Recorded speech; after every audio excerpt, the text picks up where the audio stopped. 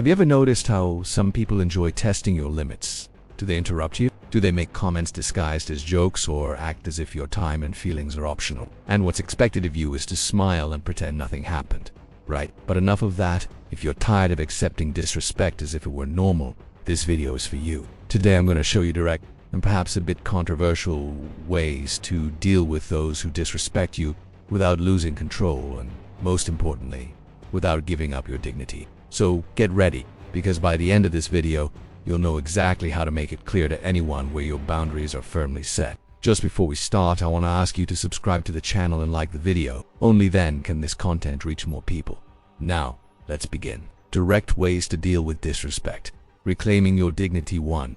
Emotional control to avoid immediate reaction. There's an almost universal expectation that one should react instantly when someone provokes you, challenges you, or disrespects you. Responding quickly seems almost instinctive, an attempt to protect yourself or assert yourself. But who said you have to play by those rules? Responding immediately is risky because that's when emotions take control. Anger, frustration, fear. Feelings that distort clarity and make you act without thinking. And that's exactly what the disrespectful person wants.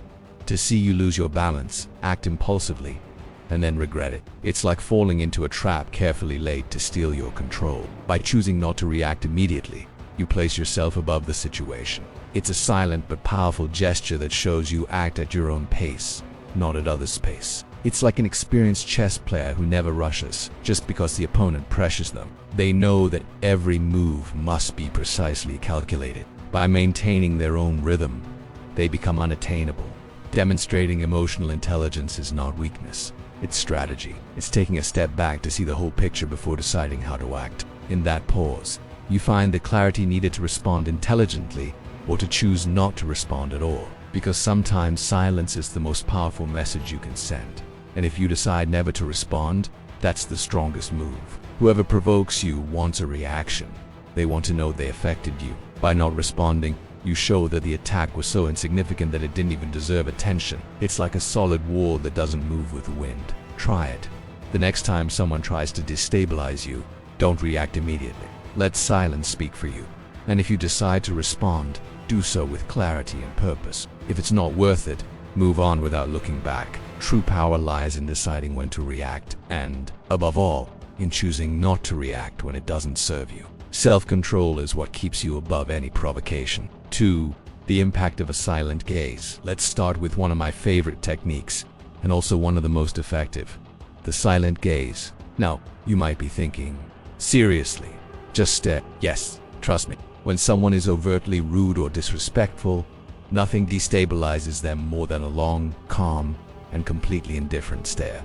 And why does it work? Because those who disrespect others are always looking for a reaction. They want you to stammer, to get angry, maybe even to respond in kind. They want to drag you into their drama, make you question yourself, or feel less. But when you simply stare without saying anything, without showing emotion, the power dynamic suddenly shifts.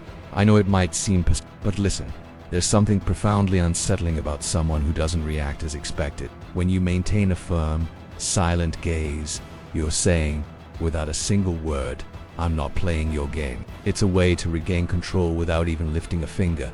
And often, that silent gaze is the clearest and most powerful no you can give.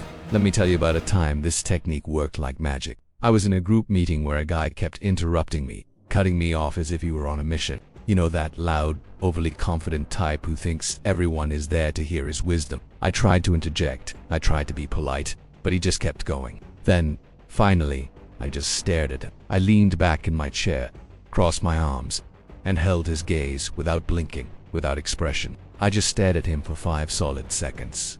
I didn't say a single word. You could feel the tension build, and the best part, everyone at the table started looking at him too, wondering what he would do. You know what happened? He got uncomfortable.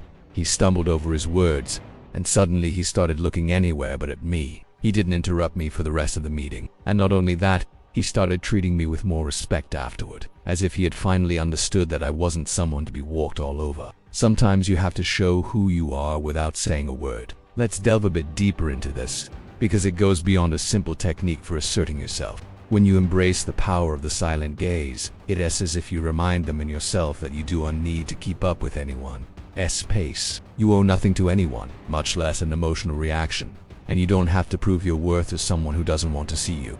This is about reclaiming your space, your peace, and your dignity. Very often when someone disrespects us, we feel that need to defend ourselves, to justify ourselves, or worse, to let it go to avoid making a scene. But the silent gaze isn't aggression. It's showing that you are firm, talk calm, and completely in control of your emotions. It's also about responsibility. People who are used to being disrespectful do it without a second thought. They've never truly been confronted.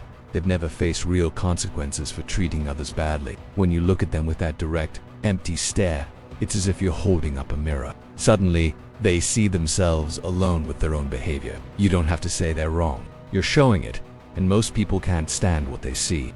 This silent gaze technique not only makes the other person back down, but also strengthens your sense of personal worth. When you stand there, silently and unmoving, you're reminding yourself that someone's words or actions don't have the power to shake you. I used to be the type who would nervously laugh off rude comments or try to explain myself when someone questioned my decisions. But honestly, that just drained my energy and made me feel worse. Learning to simply stare, to let silence fill the air without giving in, was a total game changer. It's a small act of resistance, a silent but powerful declaration of self. So the next time someone is rude, crosses your boundaries, or tries to make you feel inferior, try the silent gaze. Just look at them. Let them feel the weight of your calm. You'll be surprised how uncomfortable they get and how empowered you feel. The silent gaze says, I respect myself too much to be dragged down by your negativity. And that's a message worth sending. 3. When silence is the best response, I'm going to tell you a secret that most people greatly underestimate. When someone disrespects you, one of the most powerful responses you can give is simply not to reply. I know what you're thinking. Silence seems passive, like you're letting the other person get away with it, right? But here's the truth. Silence is far from passive. It's a choice. And sometimes it's the bravest and most forceful response you can give. When someone throws negativity at you, what they're really looking for is to drag you into their drama, make you feel inferior, or put you on the defensive. But when you don't play along, when you let their words hang in the air without responding, you force them to be left alone with their own behavior. And that silence is deafening. And you know why it works so well. Because those who are disrespectful usually expect a reaction. They're looking for a fight, excuses, or simply some kind of validation for their attitude. But silence says, I'm not going to give you my energy. By not engaging, you maintain control of the conversation and make it clear. I am not here to fuel your disrespect. Sometimes, the most powerful way to communicate is simply not to communicate. It's a subtle and silent reminder that they are not worth your time or your words. I remember once I was in a situation with someone who could unhelp but throw out sarcastic comments too. The kind of person who hides insults behind innocent little jokes. And one day, he blurts out a completely out of place comment about my work, clearly just to provoke me. Normally, I would have tried to explain, justify myself, or even retort with something. But at that time, I just looked at him, raised an eyebrow, and said nothing. I let his words hang there. I let him feel that uncomfortable silence. And what happened? He didn't know what to do. He looked at me, then looked away, muttered something, and went on his way. That was the last time he tried anything like that with me, as if he had understood that if I didn't react, there was no power to be gained. And that is the magic of silence. It cuts the root of disrespect, denying it the attention it needs to survive. And what does that really mean? It means that when you choose silence, you choose yourself. You're saying, I value my peace more than your opinion of me. And that's not just empowering, it's transformative. So many times we feel the pressure to respond, to justify ourselves, to defend our decisions, or to prove our worth to people who, frankly, have no real interest in respecting us. But when you embrace silence, you are refusing to play by their rules. You are asserting yourself without lifting a finger. You are making it clear you don't deserve my words. And it's not just about controlling the situation. It's about protecting your energy. Silence is like a filter. It keeps your peace intact, blocking the negativity others try to throw at you. The moment you stop feeling the need to respond to every rude comment, every thinly veiled jab, is when you free yourself. You stop giving them access to your inner world and start living on your own terms. I'll be honest with you, learning to use silence wasn't easy for me. I used to think that if I didn't defend myself, I would seem weak or like someone who gets pushed around. But I started to notice something. Every time I responded to someone who disrespected me, I ended up feeling drained, frustrated. But when I held back, when I let those comments pass as background noise, I felt lighter, stronger, more in control. It was as if I reclaimed a piece of my power every time I chose silence instead of reaction. So here's my challenge for you. The next time someone disrespects you, stop, take a deep breath, look them in the eye, and say nothing. Let just silence speak for you. You'll be surprised how uncomfortable they feel and how free you'll feel. Embrace silence as your response, because sometimes saying nothing is the most powerful statement of all. 4. Explain less, live more. How many times have you made a decision for yourself, and instantly someone starts asking, why? Why did you do that? Why didn't you go to that event? Why did you choose that job? People act as if they have the right to demand an explanation for everything we do. And here's the truth, they don't. Your decisions are yours, and you owe no one an explanation for how you live your life. It might sound radical, but let us face reality. When someone questions your decisions, most of the time it's not because they want to understand, it's because they want to judge. They want to find fault so you feel insecure, or so they feel better about their own decisions, making you doubt yours. But here's the point. You don't have to participate in that game. When you stop explaining yourself, you reclaim your autonomy and make it clear that your life is not open to debate. Now, let us delve a bit deeper into why people feel so entitled to demand explanations in the first place. When someone questions your decisions, it's because your choices challenge the way that person understands the world. Maybe you're taking a risk they never dared to face. Maybe you're breaking a pattern they find comfortable to follow. Your independence, your desire to do things differently, might make them uncomfortable. And by asking for explanations, they're trying to pull you back into their comfort zone. But what truly matters is this. Just because someone feels uncomfortable doesn't mean you have to reassure them. Your life isn't a public bulletin board. You don't have to justify your decisions to anyone. I remember when I decided to change careers, leaving a stable job for something I truly loved, even if it was much riskier. As soon as people found out, it was as if I had announced I was moving to Mars. Questions poured in. Why would you leave a secure job? Or how are you going to make that work? At first I tried to explain, talking about seeking something more fulfilling, having a plan, but soon I realized that no matter how much I explained, it was never enough. The more I explained, the more they questioned, found loopholes, and made me feel like I had to prove something. Then, one day I decided to do something different. When someone asked me, "But why would you leave that job?" I simply replied, "Because I wanted to know details, no breaking down my strategy." And you know what? The silence that followed was incredible. It said everything. People didn't know how to react because I'd taken away their power to question my decisions. Over time, they stopped asking. That's the beauty. Stopping explanations is liberating. It's embracing your truth, knowing that your decisions are valid simply because you made them. When you stop justifying what you do, you give yourself permission to live authentically without carrying others' expectations. You stop wasting your energy trying to convince others and use it to live the life you want. And here's an important reminder. Your life doesn't need collective approval. Not all decisions need to be analyzed or approved by other people. When you stop explaining yourself, you make it clear, I trust my decisions enough not to need your approval. Think about it. When was the last time you saw someone truly self-assured waste time explaining their decisions to others? Probably never, because people who are in control of their lives don't need external validation. They know that the only approval that matters is their own. I've been there. I was that person who gave a full presentation of every decision, just so others would agree with me. But over time I understood that trying to explain everything only made me doubt my own decisions. So I made a deal with myself. If someone asks me about a decision, I answer briefly, maybe with a sentence or two. If they insist, I smile and move on. And you know what? Life became much lighter. The less I explained, the more confident I felt in my own decisions. Now I want to give you a challenge. The next time someone questions your decisions, resist the temptation to explain yourself. Simply say, "Because I wanted to," or "It was right for me," and then let the silence do its work.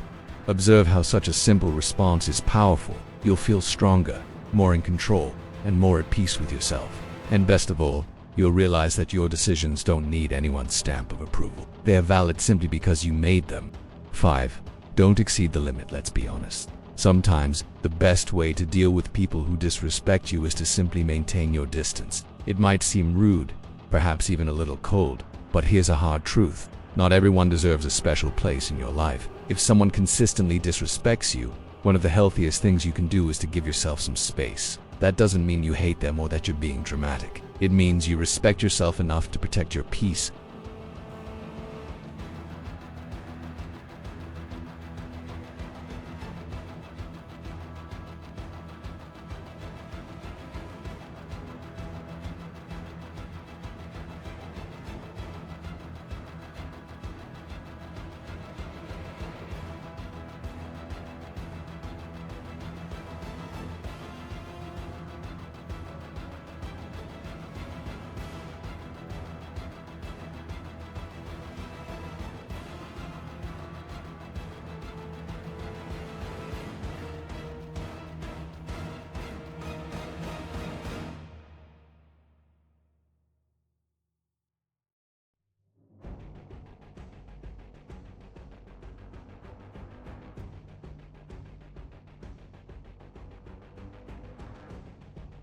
Think about this.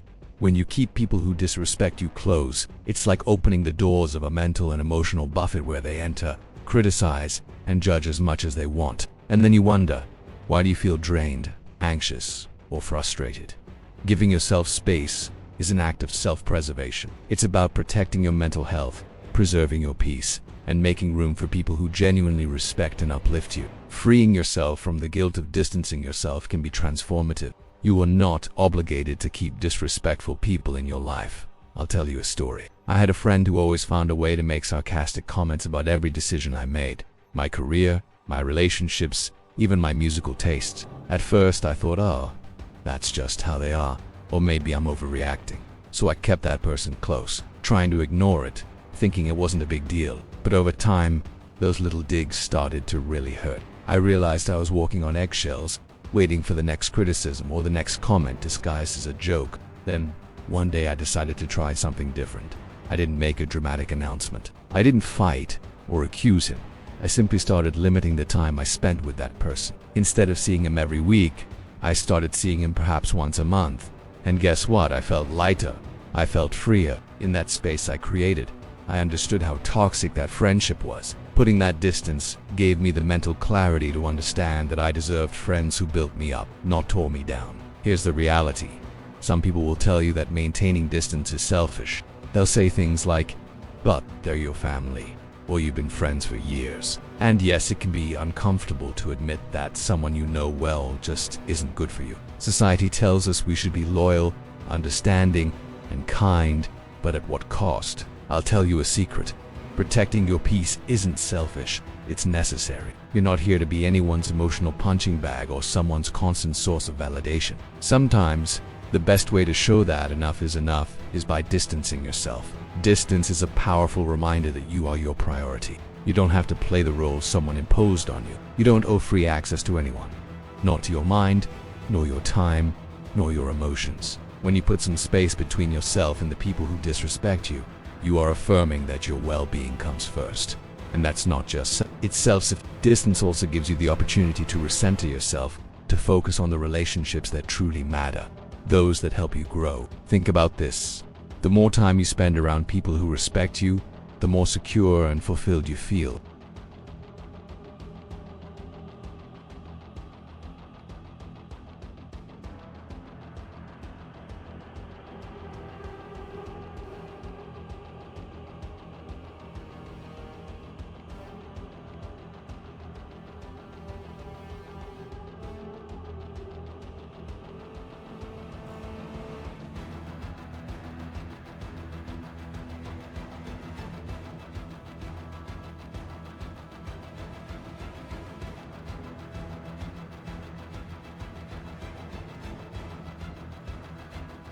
When I started allowing myself to pull away from disrespectful people, I discovered a new kind of freedom. I had more energy, more peace, and a clearer vision of who I wanted to keep close. So here is my challenge for you. Think about the people in your life who constantly disrespect you, who make you feel small or exhausted. Now ask yourself, do those people really deserve so much access to me? 6. Keep your head held high. This might sound like common advice, but believe me, it's pure gold. When you have to deal with people who disrespect you, when someone is disrespectful, what they want is to make you feel small.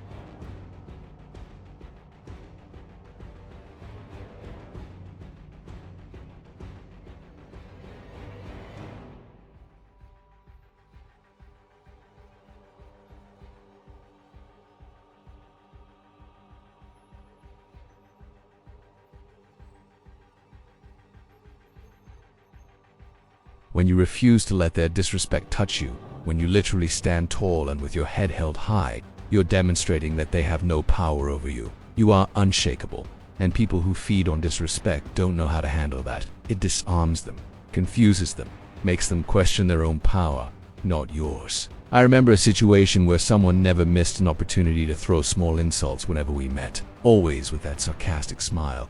always with a joke that was really an attack. I tried to ignore it, but it affected me.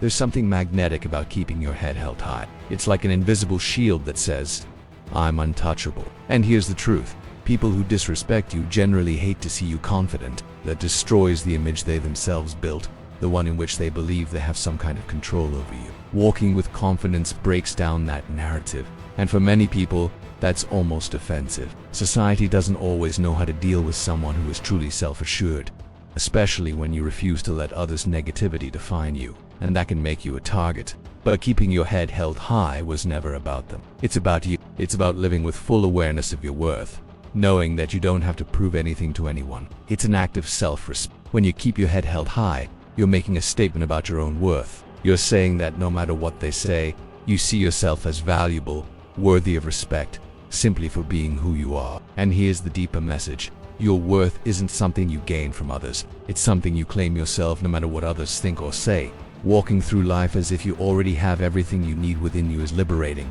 because you do. Keeping your head held high is a constant reminder that you are the protagonist of your own story and that others' opinions have no right to make you feel less. And the more you practice this, the less others' disrespect will affect you. You'll be too busy living your own path, sure of who you are, to worry about others' attempts to tear you down. That didn't come naturally to me.